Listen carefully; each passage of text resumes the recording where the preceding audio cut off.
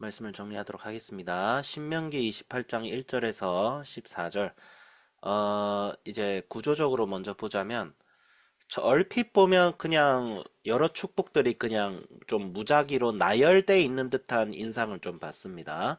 그래서 뭐, 어, 물질적인 축복과 뭐 여러 종류의 축복들이 그냥 짜르르 그냥 나열돼 있는 것처럼 보이는데 약간 스케일이 작은 스케일 좀 스케일이 달라요. 조금 작은 범위에서 점점 넓은 범위로 확장돼 가고 있습니다.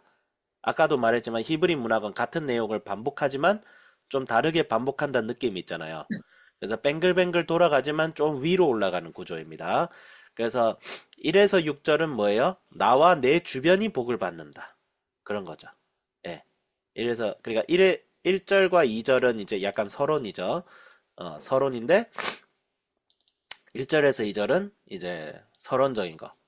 말씀에 순종하면 복을 받는다. 이런 것이고 3절에서 이제 6절은 뭐예요? 너와 내 주변이 복을 받는다. 예. 그러니까 내가 내 성읍도 복을 받고 자녀와 토지의 소산과 그러니까 내가 집에서 볼 수 있는 내 집안에서 볼 수 있는 것들이 복을 받는다는 거죠. 그러니까 나의 개인의 삶이 복을 받는다. 1절, 3절에서 6절. 그 다음에 7절에서 9절은 뭐예요? 7절에서 9절은 내가 속한 공동체가 복을 받습니다. 예. 너를 적군들이 이겨나가지고 뭐 이제 참고 하는 모든 일 성민으로 세운다. 여기서 너가 이제 개인의 너에서 이제 뭐로 바뀌죠? 약간 공동체. 예. 7절에서 9절은 약간 공동체적인 내가 속한 공동체, 내가 속한 교회, 내가 속한 가족, 내가 속한 것들이 이제 복을 받기 시작하고 이제 10절에서 뭐예요? 10절에서 이제 10 한 3절. 예. 13절이면 뭐래요? 이제 우리가 속한 공동체가 세상에 이제 영향력을 발휘하는 거죠. 교회가. 그런 축복. 예.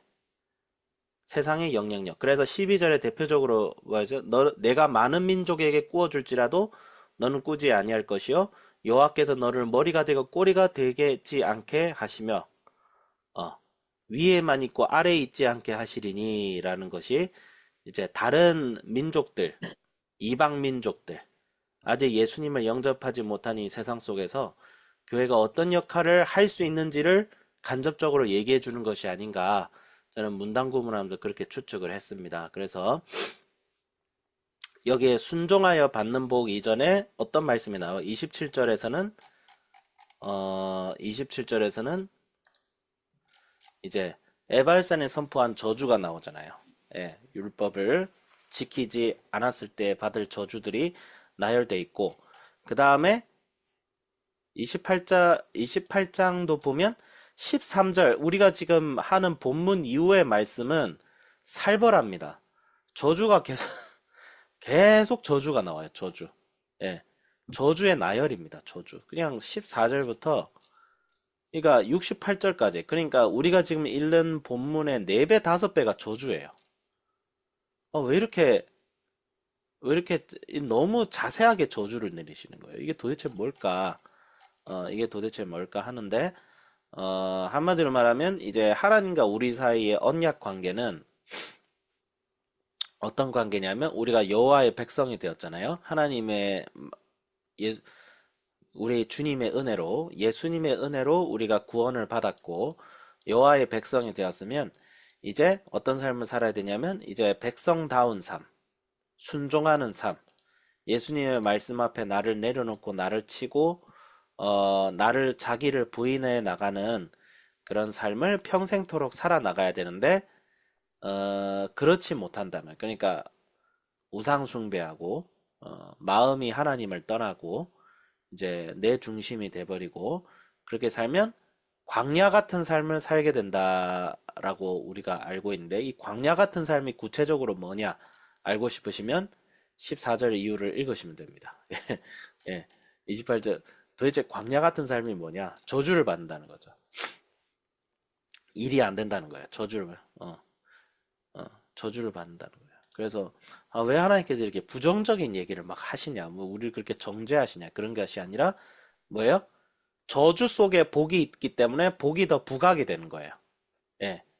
많은 저주 10마디하고 한마디의 복을 얘기하면 뭐가 부각되겠어요? 저주보다 복이 더 부각이 되겠죠. 예. 저주 속에 복이 있는 거예요. 그러니까 너희들이 이런 많은 저주 속에 저주를 받지 말고 복 받는 민족이 되어라. 복을 받는 민족이 되어서 정말 하나님의 백성답게 살아라. 너희에게 약속의 땅에서 어, 나의 성민이 되고 너희들 한 사람 한 사람이 10사람, 100사람을 이길 수 있는 그런 영향력 있는 사람이 되어라. 선한 영향력을 가지고 너희들도 복을 받고 너희들을 통해서 주변 사람들도 복을 받고 더 나아가 정말 예수를 믿는 이 공동체가 이 세상에서 탁월한 영향력을 가져서 세상을 변화시킬 수 있는 그런 사람이 되어라. 예. 이거는 단순히 이제 우리는 항상 복을 받는다는, 그러니까 예수님께서 우리를 형통하게 하시는데 단순히 나 혼자 잘 먹고 잘 사는 단순히 이런 수준을 얘기하는 게 아니에요. 교회가 영향력을 발휘하는 거예요. 변화예요, 변화.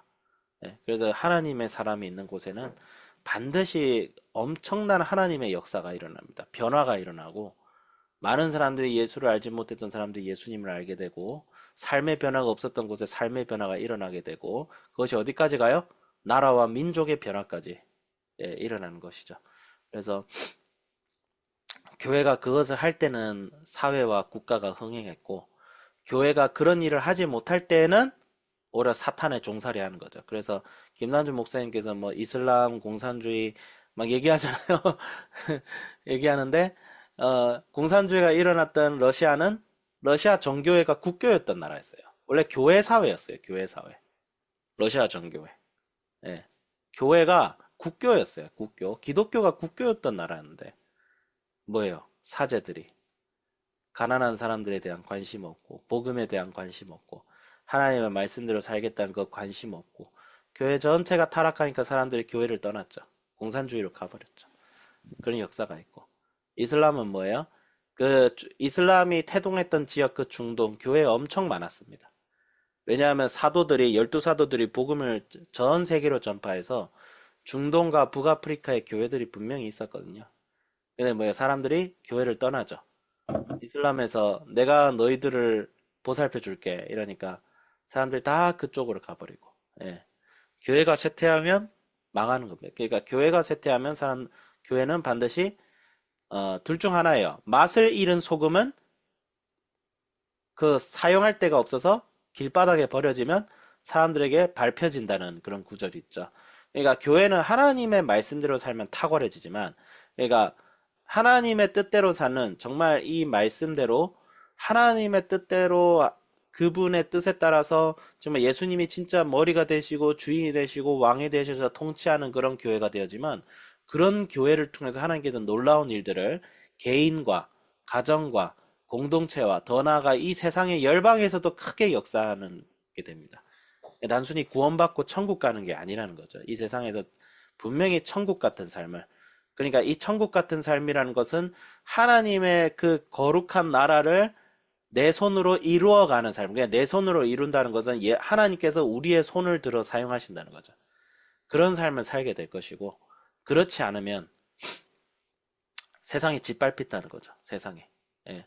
탁월해질 것이냐 모멸을 당할 것이냐. 교회는 둘 중 하나예요. 중립이 없습니다. 그냥 오늘이 좋고 내일이 좋고 그냥 평범하게 사는 교회는 그런 게 없습니다. 왜? 전쟁이니까요. 전쟁에는 평범함이 없습니다. 지면 망하는 것이고 이기면 대박인 거죠. 예, 교회는 둘 중 하나입니다. 교회는 대박이냐 쪽박이냐. 그럼 우리는 어떤 삶을 살아야 되는가? 성경 말씀에서 본문에서 말하는 것처럼 다른 사람에게 꾸어주나 꾸이지는 아니하는 삶을 사는 그것이 교회로서 마땅한 삶인데 그것은 하나님의 말씀을 지켜나가는 삶. 근데 이것은 막 말씀을 진짜 문자적으로 다 지키고 안 지키면 벌 받고 이게 아니라 예수님과 동행하고 예수님께 철저히 붙어 있을 때에 그런 교회가 이런 선한 영향을 발휘하지 않을까. 그래서 저도 보면서 정말 나부터 정말 이런 삶을 정말 하나님께 붙어 있는 삶을 살아야 되고 또 정말 교회가 영향력을 많이 잃어버렸어요. 많이 잃어버렸고 어디서부터 잘못된 건지를 사실은 한 10년, 20년 전에 미리 좀 돌아봤어야 되는데, 교회가 잘 나갈 때, 사람이 잘 나갈 때 경각심을 가져야 되잖아요. 그래서 이건희 회장은 뭐 매출 성적 좋은데도 망할 수 있다. 정신 차려라. 이 얘기 항상 하잖아요. 그러니까 교회도 마찬가지예요. 성도들이 출석이 막 9천 명, 10,000명 왔을 때 정신 차렸어야 돼. 그때 뭔가 잘못될 수 있다. 얘들아, 우리 정신 차리자.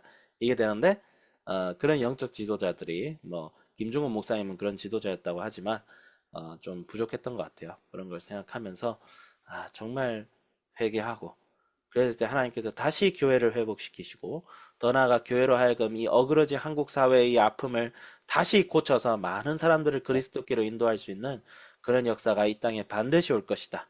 사사기가 끝나고 하나님께서 사사 사무엘을 세우셔가지고 그 나라를 회복시켰던 것처럼 다시 회복의 역사는 일어날 것이다. 그런 걸 믿고 기도하고 소망하면서 오늘 하루도 최선을 다해서 살아가려고 합니다. 오늘 토요일도 우리 성도님들 다 승리하시길 바랍니다. 기도하겠습니다. 하나님 아버지 감사합니다. 주님, 교회가 주님이 머리가 되지 않아서 짓밟히고 모욕당하고 패배합니다. 주님, 그러나 이 말씀을 통해서 많은 저주 속에 이 복을 얘기하시면서 교회가 반드시 복받는 교회가 되어라. 너희들은 복을 받는 자녀가 되어라. 그렇게 얘기하시는 것 같습니다. 주님, 저희들이 복을 받는 자가 되게 하여 주시고 이 땅에 꾸어줄지언정 꾸이지 아니한 자가 되게 하여 주시고 많은 사람들이 하나님을 알고 싶어하고 세상을 어떻게 하면 제대로 살아갈 수 있을까라는 질문을 던질 때 그 답을 교회에서 찾을 수 있을 정도로 정말 하나님의 예수 그리스도의 몸된 공동체인 교회가 회복되는 역사 일어나게 하여 주시옵소서. 내 삶에서부터의 신앙이 회복이 되게 하여 주시고 개혁되게 하여 주시옵소서. 감사드리며 우리 주 예수 그리스도의 이름으로 기도드립니다. 아멘.